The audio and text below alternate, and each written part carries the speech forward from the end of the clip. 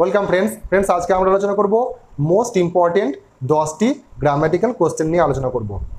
একটা কথা আমি বলে দিই, অনেক ছেলের মধ্যে একটা মিথ রয়ে গেছে যে আমি টেটের জন্য পড়ছি তাহলে আমি এই গ্রামারগুলো করব না, আমি এসএসসির জন্য পড়ছি তাহলে আমি এই গ্রামারগুলো করব না, আমি ডব্লিউবিসিএস প্রিলিমস দেবো তাহলে আমি এই গ্রামারগুলো করব না। মনে রাখবেন এরকম কোনো ব্যাপার নাই। ইংরাজি যদি আপনি ডিপলিভাবে শিখেন, ইংরাজি নলেজ যদি আপনি ডিপলিভাবে বাড়াতে চান, তাহলে প্রত্যেকটা কিন্তু গ্রামার একে অপরের সঙ্গে যুক্ত।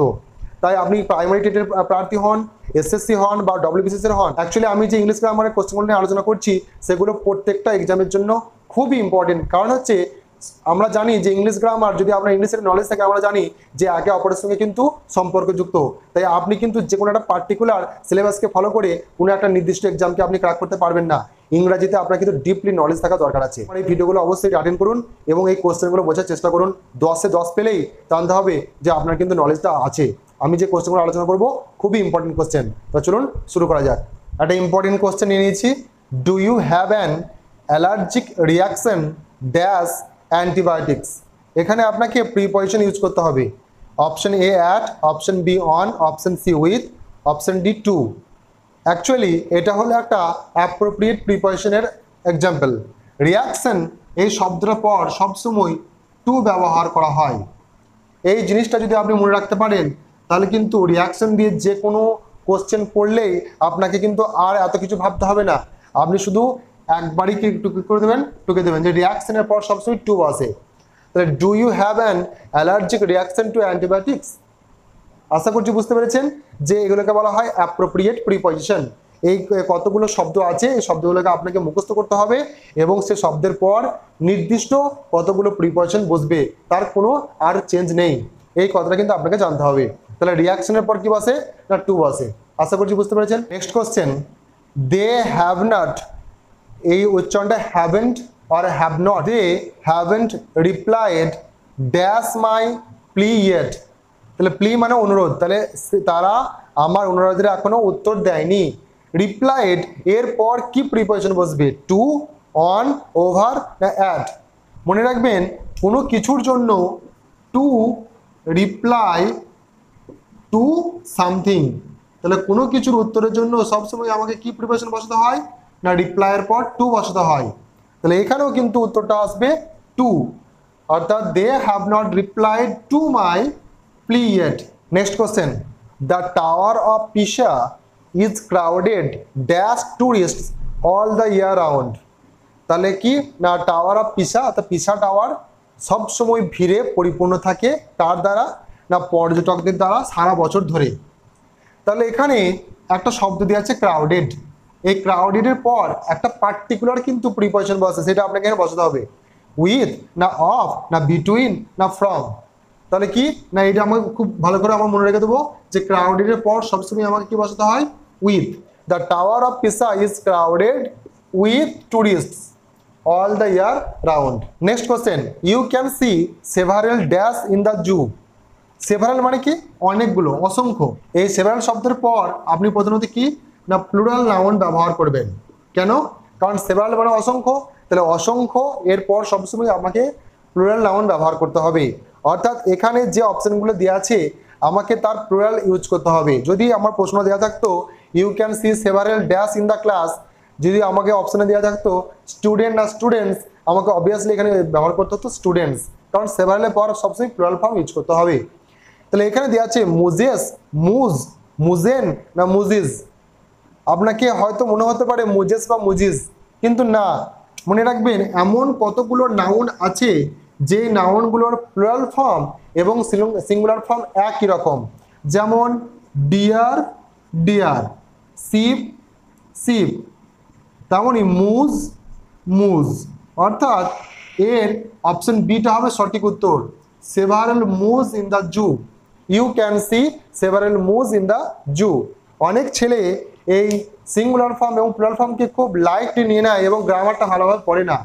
আমি রিকোয়েস্ট করব গ্রামারটা ভালোভাবে পড়ুন এবং এগুলোকে ভালোভাবে জানুন। এইখান থেকেও কিন্তু প্রচুর কোশ্চেন আসে কিন্তু ছেলেরা উত্তর পারে না। চলে যাই আমরা নেক্সট কোশ্চেনে। এই কোশ্চেনটা খুবই ইম্পর্টেন্ট একটা কোশ্চেন। দেখুন, we can't afford a dinner in this restaurant, we have dash dollars left. Option A many, option B a few, option C a little, option D, এটা অপশন ডি হবে, option D few. কি উত্তর হবে? মনে রাখবেন many এটা কখনো সম্ভব নয়, কারণ বলছে যে আমাদের অল্প পড়ে আছে, তাহলে অনেক, মেনি মানে অনেক, তাহলে এটা তো হবেই না, এটা মানটা রিলেট করছে না। আর মেনি সবসময় ব্যবহার করা হয় কাউন্টেবল নাউনের পূর্বে, কাউন্টেবল নাউনের পূর্বে, এটা মনে রাখবেন মেনিটাকে। এ ফিউ ব্যবহার করা হয় সবসময় কাউন্টেবল নাউনের পূর্বে।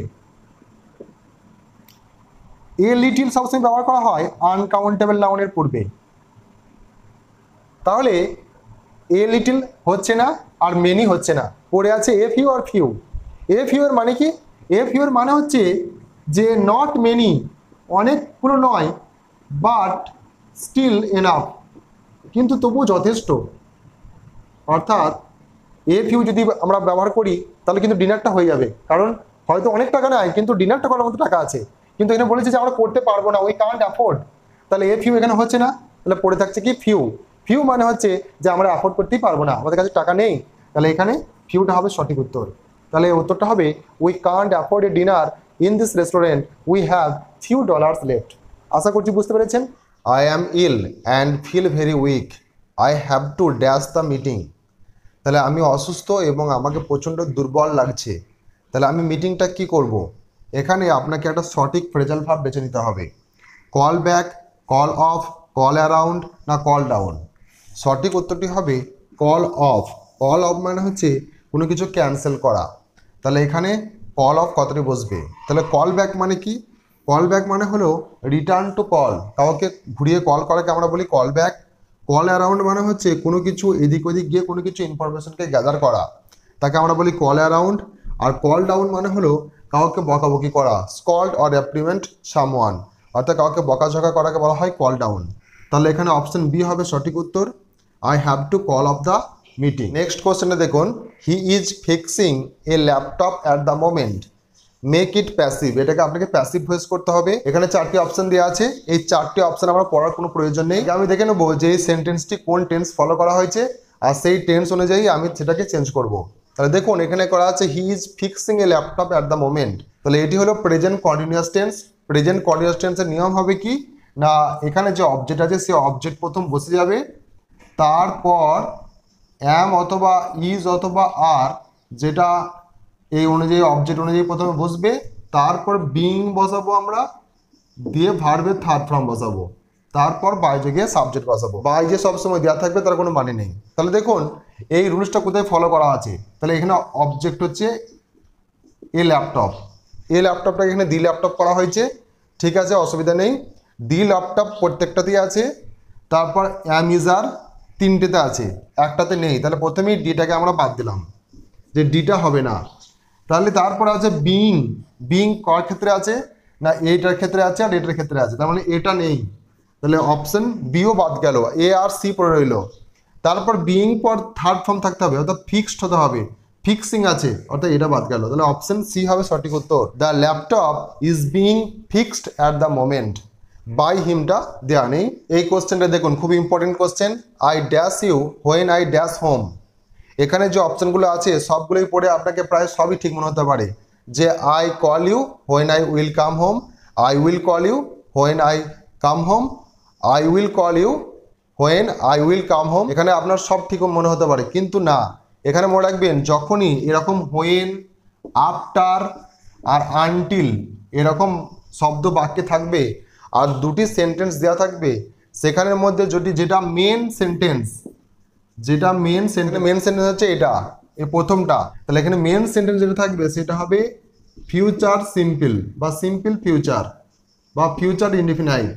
আর যেটি সেকেন্ডারি সেন্টেন্স থাকবে সেটাকে আপনি করবেন না প্রেজেন্ট সিম্পল, প্রেজেন্ট সিম্পল। তাহলে আমরা দেখে নেবো যে ফিউচার আর প্রেজেন্ট সিম্পল কোনটা আছে, না অপশন বি আছে এটা, তাহলে এরা আমি করব, অপশন বি হবে সঠিক উত্তর, I will call you when I come home, এটি হবে সঠিক উত্তর। Next question, the next bus dash at 9 o'clock this morning.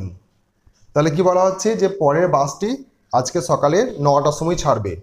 এখানে কোন অপশনটি হবে, এটা টেন্সের নিয়ম, কিন্তু মনে রাখবেন যখনই কোনো স্কেডিউলকে বলা হবে যে এই কাজটা একটু পর হবে, কোনো ছন্দ মানে কোনো তালিকা করে দেওয়া আছে, ট্রেন এইটার সময় ছাড়বে, ওনার ট্রেন 10টার সময় ছাড়বে, বাস 9টার সময় ছাড়বে, এরকম যখন স্কেডিউলের কথা বলা থাকবে তখনই আপনাকে সিম্পল প্রেজেন্ট ব্যবহার করতে হবে।